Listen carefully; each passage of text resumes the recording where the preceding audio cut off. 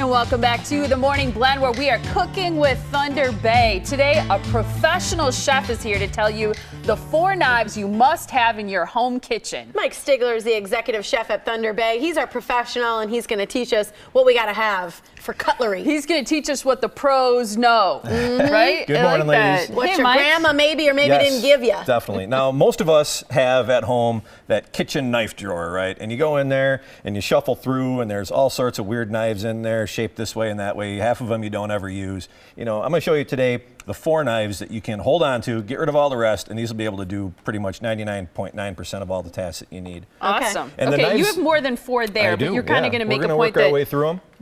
You might have 1 knife in 2 different sizes. Yeah, yeah. Okay. Now you'll notice today, the first knife we're going to talk about is going to be the traditional chef knife. And this knife here can do a large amount of the tasks that you're going to need to do in the kitchen. I could probably get away with having just this knife and be pretty successful with it. And you'll notice that this knife here, you think, oh, professional chef, he's going to bring on some fancy $200 German imported knives. The knives that I brought today are real working knives, straight out of the kitchen out at Thunder Bay. So you see those marks on them? Because these are the knives that actually get used. Those fancy knives, maybe you'll break them out for a special event or something when you want to look really good. But when we're doing like a high production work, you know, things where we need to, you know, pump through some prep and get some things done, we are going for our non-fancy knives. How often do you sharpen them?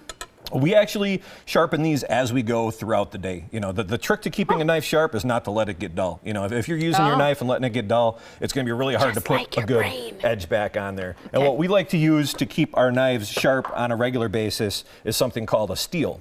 Now, this is a sharpening steel, but when you use this, you're not actually sharpening the knife so much as you're straightening out the edge. Because when you're constantly cutting with that edge of the knife, what you're doing is you start to roll over that steel a little bit, and that's what's causing it to get dull. So when you use a sharpening steel like this, what you're doing is you're running down the length of the blade, like so, and you're actually straightening out that edge again. And if you do this kind of on a regular basis after you're cutting, you will keep that edge nice and sharp, and you won't have to spend so much time going back through. So you're basically straightening out the edge on the blade right there. A lot of people have those little, you know, they're like a little box with the wheels on the side. You put the knife in it. Goodness gracious. I've seen those before. Are those not as good? Get rid of them quick. Yeah. Okay, get rid of them. What those do is they just remove a ton of metal. They get all the metal off of your blade. Yeah, those are not good to go. So I'm going to show you how a couple of different ways we use the chef knife. The chef knife, you'll notice, has a curvature to the blade, and the curvature of that blade is designed so that the knife can be used in a rocking motion like this. I mean, you'll see on TV, you'll see a lot of chefs and they're going like this, trying to look all fancy. Don't do that. It serves no purpose. You're losing contact with the cutting board when you're doing that. You're whacking. You're going to cut yourself. You're going to not get even cuts. We don't do it that way in the kitchen. It does sound cool. It sounds cool, but you know, we're looking for actual results here. Okay. So what you want to do is you're going to use the knife in a rocking motion. So I'm going to get rid of those end pieces on these onions here. And what we're going to do is use the knife like so. So you notice that I'm rocking back and forth with the knife. And the tip really, it just goes back and forth. You never lose contact with the board at any point. Let's see how fast you can do it. Anytime. It's not about speed. It's not about speed. I know, but I bet you can do it really fast. What you want to try to do here is you're trying to rock the knife, and you're keeping your fingers moving backwards as long as the knife gets closer. Anytime the knife... How much of the onion do you use? The whole part, yeah. We'll use this part right here for the sake of, you know, garnishing or whatever we're going to do. We'll save the rest of this and use it for stock, that sort of thing. Another nice thing you can do with the chef knife, which is an alternate use for it, is we do this at home for the kids when you're julienning carrots, you know, which is basically just making them into long strips. So we got our peeled carrot here. We're going to go ahead and cut it the long way. And this knife is heavy like this. Okay, it's a heavy knife, so you can get right in there and go right through it. You're not messing around with a little paring knife. You're going right through it like so. You're going to cut it into long pieces like that, and then from that you're going to cut it into slightly more manageable pieces, keeping the flat side on the board all the time. And you'll notice that I'm not gesturing with my knife as we're talking. I'm keeping this knife on the board for safety purposes. Yeah. Because when you work with knives a lot, like I do, the odds of getting in an accident go up exponentially. So I do everything that I can to avoid that. At all points, keeping this knife on the board. So you're using the end piece of the knife here, the back portion, because it's heavier and thicker, and you get these really nice julienne pieces of carrots, just like that.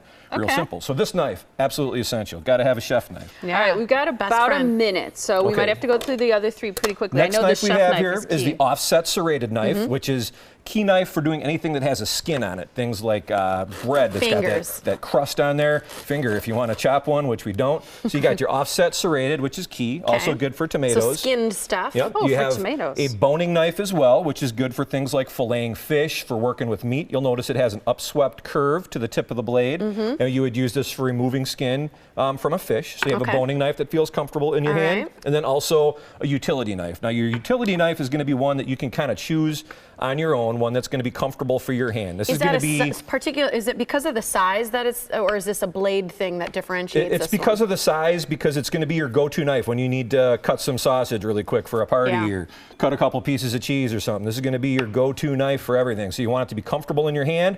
You want it to be sharp. You want to have plastic handles so that you can wash them off. Get them into the dishwasher if you need to. You don't got to worry about chipping, anything like that. They grip really easily. They're solid. They're durable. Couple quick questions. One, should you put knives in the dishwasher? You can, yes, except for obviously not wood-handled knives. If you have like a grandma's knife, like this one here, which is an old hickory, I have numerous of these great knives. Carbon steel, extremely sharp. They require a little bit of maintenance though, because you have to keep them oiled or they will rust. These kind of knives don't go in the dish machine at all. All right, the one thing I want to see you cut is the tomato, because that tricks a lot of people. And you actually use the serrated bread knife for tomatoes. Definitely. I've never heard of for that. tomatoes, definitely. You have the offsetted knife. It's offset like this so that you can get down onto the cutting board without it being a knuckle buster. You see, you're not busting your knuckles there.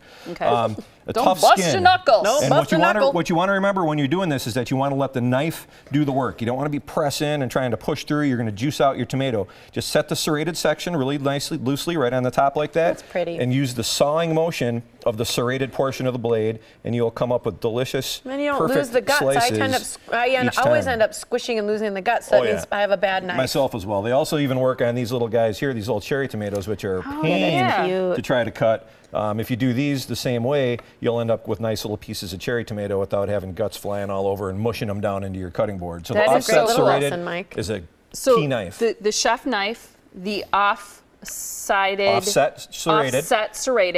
the boning knife, and then the utility. And utility knife, yeah. You don't need a paring knife. Paring knife, a lot of people have paring knives in there. Unless you're going to be like turning vegetables and all sorts of detail stuff like that, I rarely, if ever, use a paring knife. Anything I can do with a paring knife, I can do with the utility knife. Yeah. Okay. So That is those four. awesome. That is Ditch so the cool. rest. Way to Don't go, wash Mike. those wooden handles.